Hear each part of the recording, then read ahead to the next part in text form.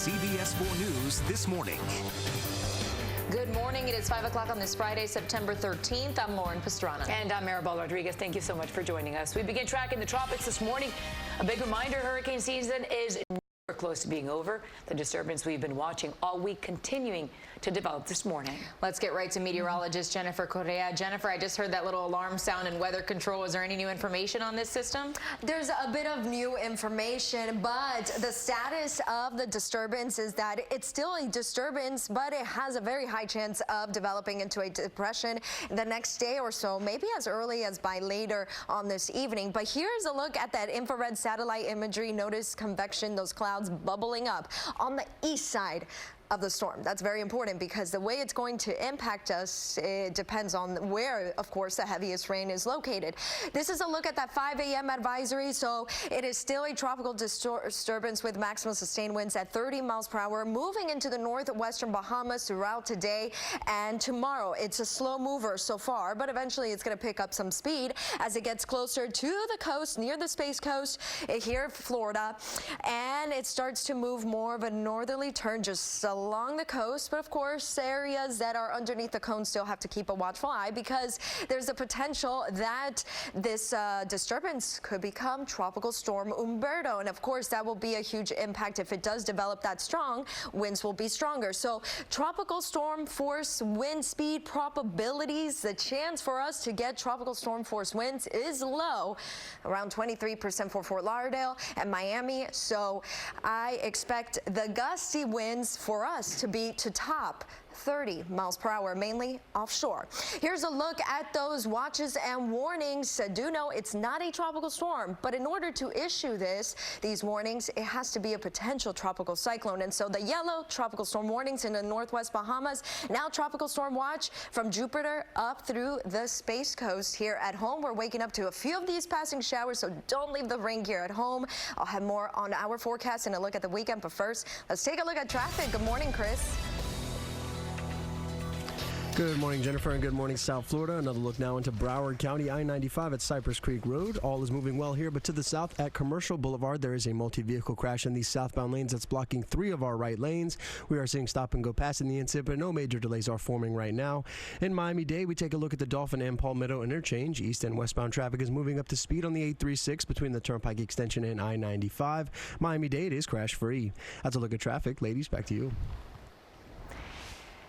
Thank you, and we have a traffic alert for you this morning. A water main break has shut down traffic on the Lehman Causeway. Let's get right to CBS4's Riel Creighton. She has the details live in Aventura. Riel, good morning. Good morning, Lauren Maribel. Actually, we're just getting an update from an officer here on the scene. Both directions right now, the Lehman Causeway, are shut down right now due to that water main break. We're hearing that it happened right around Country Club Drive, I believe. The officer is telling us right now, though, that it could be another 12 hours before this road is back open. They were telling us 12 hours as of last night, but now they're saying an additional 12 hours. So it very definitely could affect your morning commute this morning. So it's something to keep in mind if you do take this section of the road. Of course, we're trying to get more information right now as we speak about what is going on. Crews were out there making repairs as of the last update, but we will, of course, let you know as soon as we find out more. For now, we're live in Aventura. Riel Creighton, CBS4 This Morning. Riel, thank you. 5:03 and new this morning. ESPN is reporting that Miami Dolphins defensive back Minkah Fitzpatrick has asked for and received permission to seek a trade from the team. This coming days after the team shot down rumors that several players were unhappy and asking to be traded. According to the report, Fitzpatrick is unhappy playing multiple positions, and his agent is speaking with several teams. It also says that several teams are being resistant to the Dolphins' asking price, which would include a first-round pick. Last Sunday, the Dolphins suffered their worst ever loss in their first game of the season, losing to the Baltimore Ravens 59-10. Fitzpatrick, a former first-round pick, is expected to play this Sunday against the New England Patriots. We're learning new details about 2 young brothers who drowned in a North Lauderdale pool a few months ago, and we do want to warn you that the information is disturbing. According to an arrest report, the Broward Sheriff's Office says the mother of the boys said she was sleeping when her 5- and 6-year-old sons got into the community pool and drowned. However, investigators say her cell phone usage tells a different story. Detectives write, quote, there are 16 times that Waldine Joseph's cellular device was unlocked and used. 9 items are searched and 6 text messages during the time frame she advised she was sleeping and her 2 children were unsupervised and drowned. The report says older brother Jake Joseph drowned first and the younger brother Bernario Minto drowned after he tried to save him. The boy's mother, Waldine Joseph, and her boyfriend, John Lynn, are both charged with 2 counts of aggravated manslaughter of a child. The father of a man arrested for shooting at Miami-Dade police officer says he does not know where his son obtained a gun. Neighbors called police after hearing gunshots Tuesday night at 32-year-old Aramis Khosravi's home. Officers say they were shot at and retreated. Khosravi was eventually talked into surrendering. His father has since apologized for his son's behavior. He says his son suffers from mental illness and schizophrenia, but has not shown violent tendencies in the past. Those with mental illness do not think and do not have the same logical process as you and I. I've notified the state agencies of his condition, and it's very puzzling as to how he has been able to obtain and have access to that. 3 officers were injured by debris and have been released from the hospital. Khosravi is being held on $100,000 bond. We've learned that parts of the shopping center that exploded in Plantation will be demolished. Several sources telling us the city's building department has decided the north end of the market on University will have to be torn down. And that includes several businesses next to the former pizza restaurant where the blast originated. According to a state report, an open natural gas valve inside the restaurant is what caused the explosion on July 6th. Fortunately, no one died. No word on what will happen to the other portion of the plaza. Turning now to campaign 2020, 10 Democrats squared off in a lengthy debate at Texas Southern University last night. Healthcare was again a big focus, like it was in the previous 2 debates, as was gun control. CBS4's Natalie Brand is in Houston with the details on the debate. It's in the center. A feisty fight over health care kicked off the 3rd Democratic presidential debate. Nobody's yet said how much it's going to cost. Senators Bernie Sanders and Elizabeth Warren defended Medicare for All. Under my legislation, people will not go into financial ruin. I've actually never met anybody who likes their health insurance company. While more moderate candidates pushed back. A nonprofit choice that will bring down the cost of insurance. I'm for Barack. I think the Obamacare worked. Former Housing Secretary Julian Castro went after frontrunner Joe Biden directly. Are you forgetting what you said 2 minutes ago? Some on stage said the attack on the 76-year-old former vice president went too far. This is why presidential debates are becoming unwatchable. The debate in Houston was the first since recent mass shootings, including 2 here in Texas that killed more than 24 people, putting gun violence in focus. Hell yes, we're going to take your AR-15, your AK-47. We're not going to allow it to be used against our fellow Americans anymore. The debate also came just 1 day after the 18th anniversary of 9/11.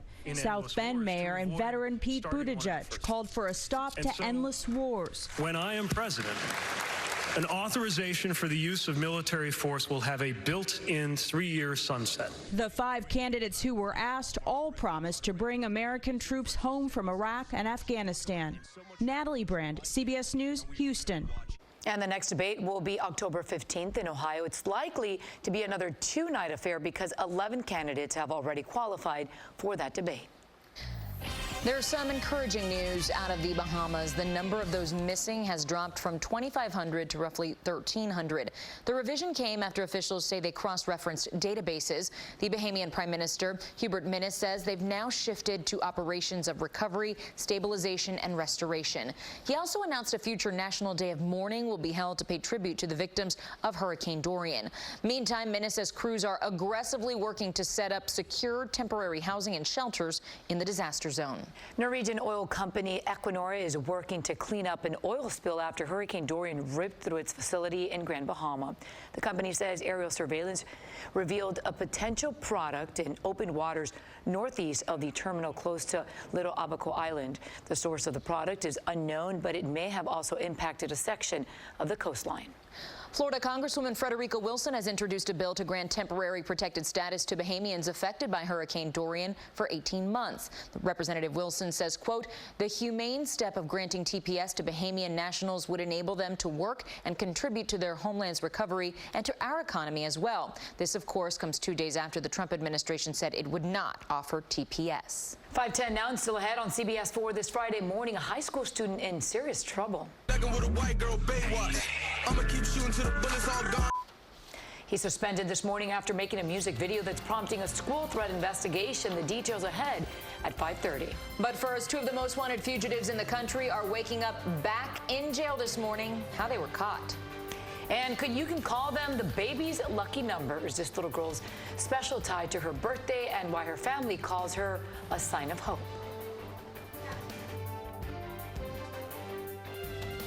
We're going to be dealing with on and off showers and even some gusty downpours at times. This is expected to last into the weekend, but don't cancel those plans just yet. I'll explain in full details that forecast coming up. Finally, Friday, South Florida. Good morning. Now, we are going to be dealing with showers, but it's not a complete washout as we head into the weekend. So here we go. Starting off this morning with a few rolling showers and thunderstorms. These are quick movers. The one that was impacting parts of Parkland already moving away over the Everglades over US 27. Meanwhile, further down south and offshore, there are showers that are getting closer to northeast Miami-Dade between Aventura and Miami Beach.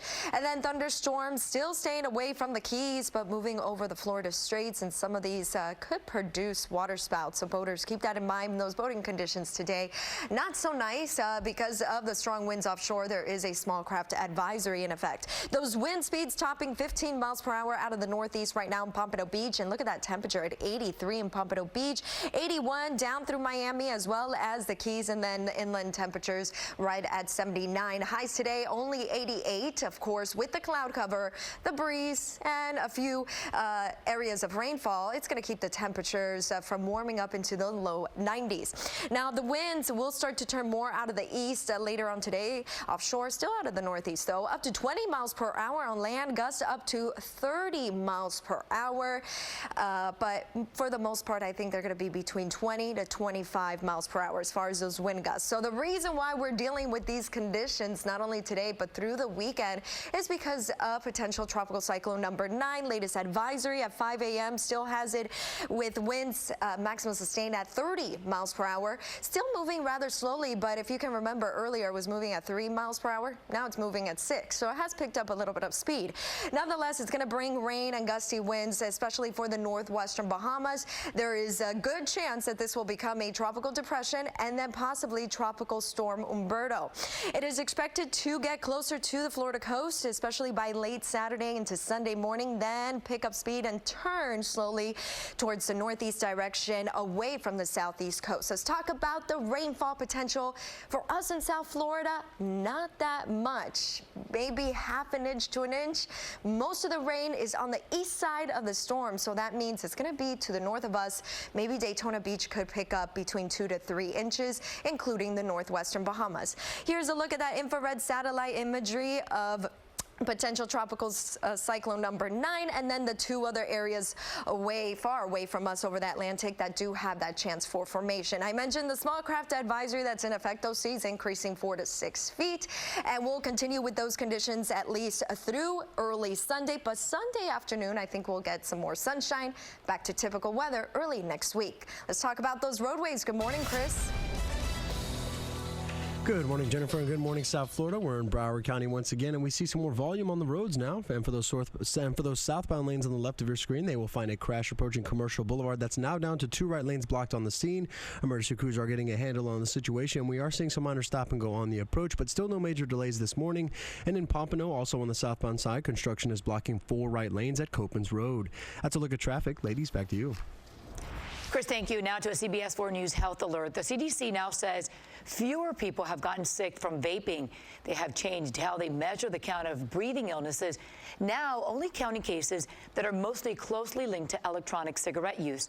The CDC says it's looking into more than 380 confirmed cases. That marks a decrease from the 450 cited last week when officials included possible cases. In news across America, two of the most wanted fugitives in the country are back behind bars in Arizona this morning. After over 2 weeks on the run, Blaine and Susan Barksdale were tracked to a remote part of central Arizona. They are wanted for allegedly killing a 72-year-old man before setting fire to his home back in April. They were arrested in New York a few weeks later, but escaped a prison van in Utah in late August. When fugitives go on the run, there could be some desperation. They have two choices. They can either give themselves up or they can continue their path of flight. And our fear is that somebody was going to get in the way of them continuing to flee. The Barksdales went before a judge in Tucson yesterday. A bench warrant has been issued for R. Kelly in Minnesota, but it's because he's in prison in Illinois. The singer was a no-show in court on prostitution charges yesterday. He couldn't go because he is currently being held in a federal prison in Chicago on federal sex crime charges. Prosecutors in Minnesota say Kelly won't be extradited. The warrant just means he has to show up at his next court date. Triple Crown winner Justify reportedly tested positive for drugs in the weeks before winning the Kentucky Derby last year. According to a New York Times report, the California Horse Racing Board decided in private meetings to withhold the findings from the public, drop the case, and let Justify race. The California Horse Racing Board medical director says they threw out the results because the sample was the result of contamination of Jimson weed, which is often found in natural feed products given to horses. While much of the nation was remembering the September 11th attacks, one family in Tennessee was celebrating the birth of their little girl, and she has a special tie to her birthday. The doctor is still excited. She's like, oh my God, this is a 9/11, 9/11, 9/11 baby. Well, that's Justin Brown talking about his daughter, Christina. She was born on Wednesday, September 11th at 9/11 at night, weighing in at 9 pounds, 11 ounces. The parents say she's a miracle and a sign of hope on such a somber day.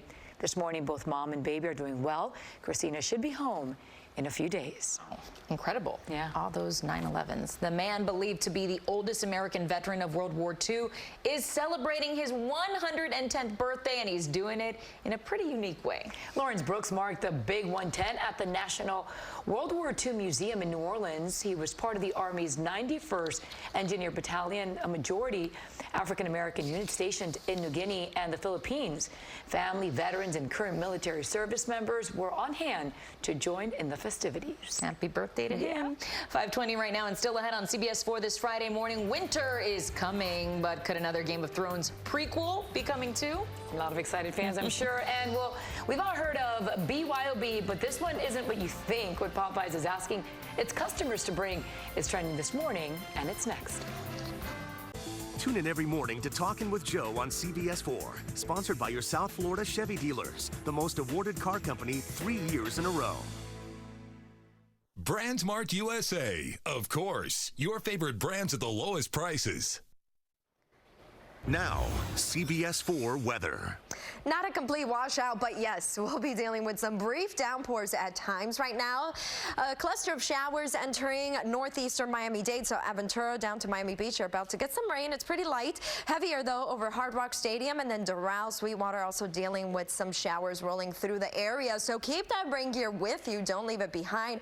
Gusty winds throughout today, as well as the cloud cover. That's going to last through tomorrow. Gusty winds up to 30 miles per hour, keeping temperatures in the upper 80s, and then as we head into Sunday, could still be breezy out there, but I expect less rain, more sunshine, which means back into those low 90s on Sunday. Here's a look at those roadways with Chris Barr. Thank you, Jennifer. Good morning, South Florida. We remain in Broward County, where we are still dealing with a crash this morning. This is I-95 at Cypress Creek Road. The next exit heading southbound will be Commercial Boulevard, where you will still find a multi-vehicle crash that's blocking 2 right lanes. Road crews are working hard right now to clear the incident from the road, but in the meantime, seeing some minor stop and go as you pass by. In Miami-Dade County, though, we are looking good on the expressways. This is I-95 looking southbound, passing Southwest 8th Street. The ride into downtown is quiet right now, and Miami-Dade is crash-free. That's a look at traffic. Ladies, back to you. Chris, thank you. 5:24 now, and here are the hot topics trending this morning on social media. So if you still haven't gotten your hands on one of those new Popeyes chicken sandwiches, well, you're in luck, sort of. Yeah, the chicken chain is encouraging customers to BYOB, bring your own bun. Yeah, in a video posted to Twitter yesterday, Popeyes basically told people they could make their own chicken sandwiches by bringing their own bun but you don't have the mayo or the pickles unless, you know, you bring that too. Just stack 3 of the chicken tenders on your bread of choice and voila, Popeye's chicken sandwich. Not exactly. If you don't want to make your own meal, don't worry. Popeyes promises the sandwiches will be back in store soon. Good. I want to taste it. I didn't get a chance to do so. But they're reminding people that the chicken nuggets are the same? Exactly. They're telling people just have our chicken tenders. There you go. They're just good little too. ones. All right. Well, winter is coming, and so is another Game of Thrones prequel, sort of. Yeah, listen to this. HBO isn't saying anything, but Deadline is. They reported that author George R.R. Martin is working on a project set roughly 300 years before the series. It would be all about what led to the fall of House of, please help me out with Targaryen. This one. Thank you. And one of the major ruling families featured in Martin's books and the hugely popular series, which ended its run in May. Martin says he's basing it on his book, Fire and Blood. HBO has already made another related pilot that takes place thousands of years before Game of Thrones, though they haven't ordered a full series just yet. Thank you for that. He hasn't finished the original books, and now he's going to go back and start other things? Oh, my goodness gracious. I know. Well, they're never going to end. Never ending. Like the never-ending story. There's always great videos and stories to see online. Check out more of what's trending on Twitter, Instagram, Facebook, and cbsmiami.com/Web Extra. Thank you for helping me out with that name. Say it again? Targaryen. There you go. Thank you. I didn't want to insult any of the Game of Thrones fans. No, I know. They love their different houses, so you got to be careful. 5:26 right now, and straight ahead at 5:30, a super smart 12-year-old gets a super score on her standardized test. Hear what she's saying about it. Pretty amazing. And a 22-year-old South Florida is solved how one man used Google Maps to help crack the case.